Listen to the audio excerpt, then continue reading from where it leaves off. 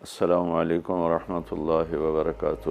بسم اللہ الرحمن الرحیم، والصلاة والسلام علی رسول الکریم وعلی آلہ وأہلہ اجمعین۔ معزز سامعین، میرے محترم بھائی بہن، دوست احباب، بچے بچیاں، تمام اہل ایمان کو میری طرف سے سلام ہو۔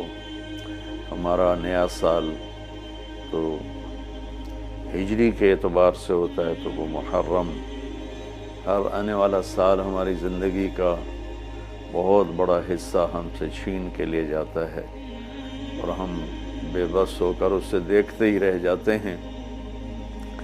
دنیا کی ہر چیز پر ہم نے اپنے پہرے بٹھائے ہوئے ہیں، لیکن وقت اور زندگی جو سب سے قیمتی سرمایہ ہے، روزانہ ہم سے گردش دوران، سورج اور چاند کی گردش، دن اور رات کا ہیر اور پھیر، کہ ہماری زندگی ہم سے چراتا چلا جاتا ہے۔ اللہ کا غیبی نظام ہماری زندگی سے ٹائم کو، وقت کو گھٹاتا چلا جاتا ہے، یہاں تک کہ ہر آنے والی وہ موت کو گلے لگا کر اللہ کے پاس پہنچ جاتا ہے۔ تو نئے سال کے حوالے سے دو باتیں کرنی تھی۔ واقعہ کربلا کے حوالے سے تو میرے کلپ کافی چل رہے ہیں، ایک حدیث پہلے سناؤں گا، اس کے بعد دو حدیثیں اور بس۔ میرے نبی نے ارشاد فرمایا کہ علموا اولادکم القرآن ومحبتی ومحبت اہل بیتی او کما قال۔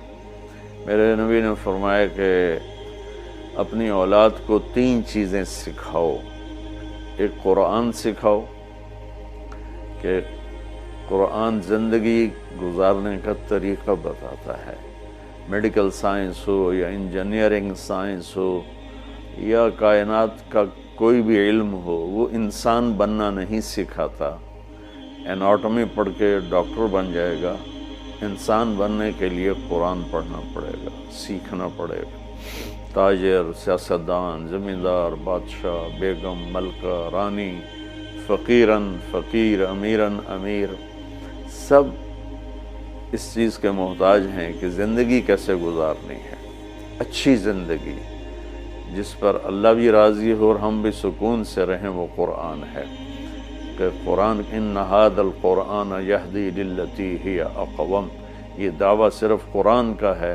میرا اللہ فرماتا ہے کہ صرف قرآن ہی ہے جو تمہیں صحیح زندگی گزارنے کا طریقہ بتاتا ہے۔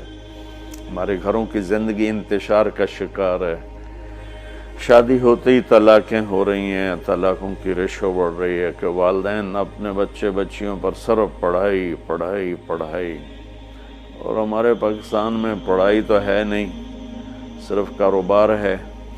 تو بچے بچیوں کو پتہ ہی نہیں ہوتا جب شادی ہوتی ہے کہ زندگی کیسے گزارنی ہے۔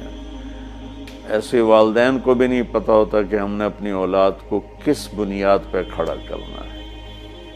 تو قرآن وہ زندگی بتاتا ہے جس پر چل کر ہر بڑا چھوٹا، بڑی چھوٹی خوشگوار زندگی گزار سکتے ہیں۔ تو آپ نے فرمایا کہ اپنی اولاد کو قرآن سکھاؤ۔ دوسرا فرمایا وہ محبت، اور میری محبت سکھاؤ، کہ آپ نے فرمایا لن یؤمن احدکم حتی اکون احب الیہ من الناس وولدہ ووالدہ اجمعین۔ آپ نے فرمایا کہ اگر تم چاہتے ہو کہ تمہارا ایمان مکمل ہو تو میری محبت اپنی ذات سے، اپنے والدین سے، اپنی اولاد سے اور پوری دنیا کے انسانوں سے مجھے سب سے زیادہ پیار دو گے تو تمہارا ایمان مکمل ہوگا۔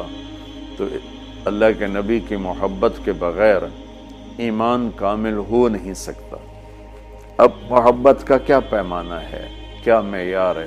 ایک ہم نے بنائے ہوئے ہیں، مختلف معیار بنائے ہوئے ہیں عشق رسول کے، محبت رسول کے، لیکن میں وہ معیار بتاؤں گا جو نہ میرا بتایا ہوا نہ کسی اور کا، وہ میرے نبی کا بتایا ہوا ہے کہ اللہ کے رسول سے پیار کرنے والے ہوتے کون ہیں۔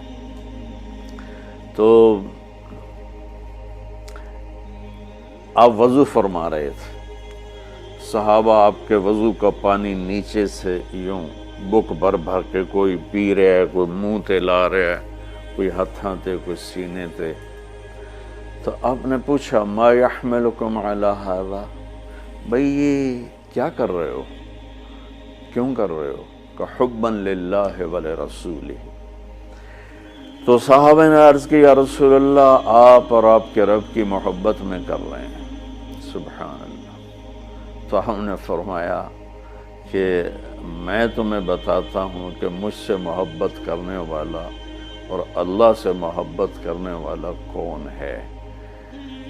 ایڈا سستا سودا نہیں ہے کہ صرف میرے وضو دا پانی تسی پی لو تے تسی میرے عاشق بن جاؤ، کہ وہ میں تمہیں بتاتا ہوں کہ اللہ اس کے رسول سے محبت کا پیمانہ کیا ہے۔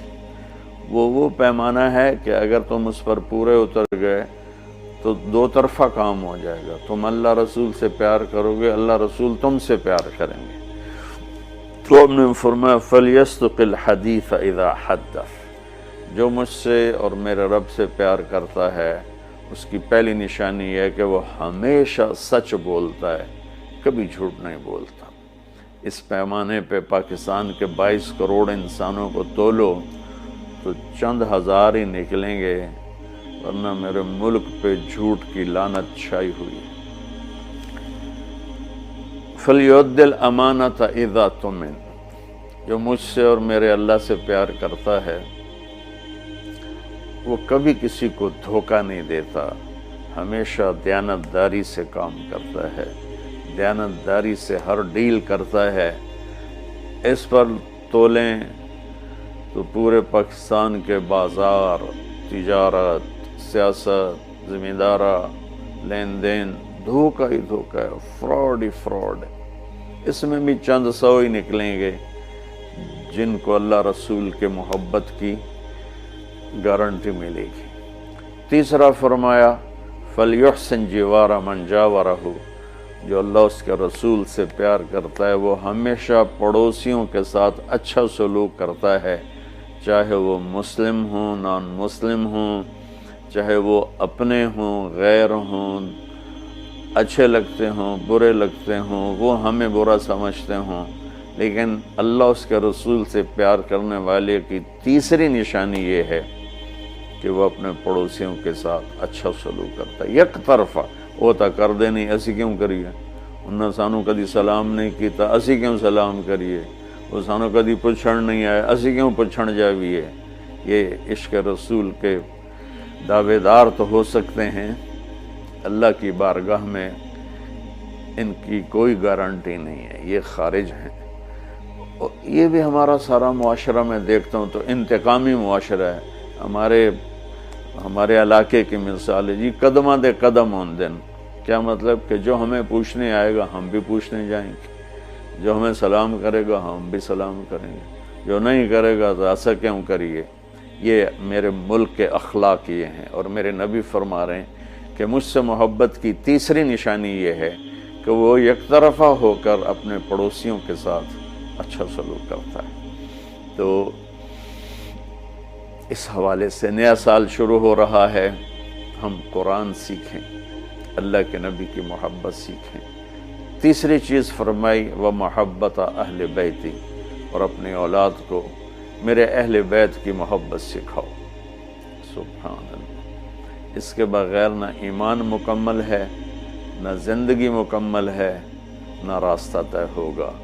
کہ آپ نے فرمایا غدیر خم کے موقع پر جب آپ حج سے واپس تشریف لا رہے تھے کہ میں تم میں دو بڑی بھاری چیزیں چھوڑ کے جا رہا ہوں، اگر ان کو مضبوطی سے پکڑ کے رکھو گے تو کبھی گمراہ نہیں ہوگے اور مجھ سے عامل ہوگے۔ خلاصہ کے طور پر ایک میری کتاب اور ایک میرے اہل بیت۔ تو ہم نے قرآن کے ساتھ بھی ناانصافی کی ہے اور اہل بیت کے ساتھ بھی ناانصافی کی ہے۔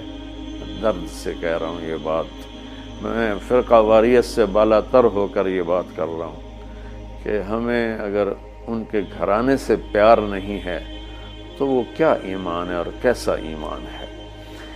تو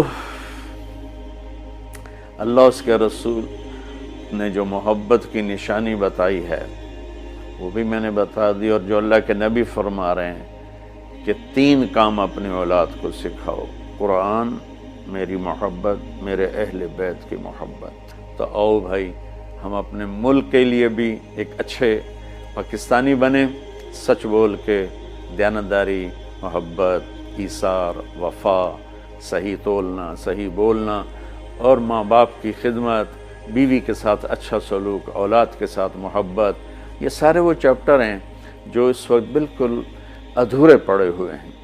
اور صرف نماز پڑھ لینا اور حج عمرے پہ زور لگا دینا بہت اچھی بات ہے، میں کسی نیکی کی قدر نہیں گھٹانا چاہتا، لیکن اور بھی دکھ ہیں زمانے میں محبت کے سوا، راحتیں اور بھی ہیں وصل کی راحت کے سوا۔ اسلام تو ایک زندگی ہے، یہ تو چند مختصر عبادات پوری زندگی پر تو نہیں ہے نا۔ اس لیے میری فریاد سنو اللہ کے واسطے، علماء سے بھی کہتا ہوں، خطیبوں سے بھی کہتا ہوں، اپنا مسلک پیش نہ کرو، اسلام پیش کرو۔ اسلام ایسی خوبصورت زندگی ہے کہ اس کا خریدار آپ کو ہر انسان بنے گا۔ آپ سن لیں گے تو آپ کا احسان ہوگا، اب کر لیں گے تو آپ کی دنیا بھی بنے گی، آخرت بھی بنے گی، ورنہ فقیرانہ آئے صدا کر چلے، میاں خوش رہو ہم دعا کر چلے۔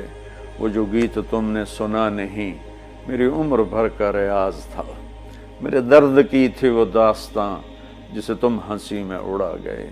السلام علیکم ورحمۃ اللہ وبرکاتہ۔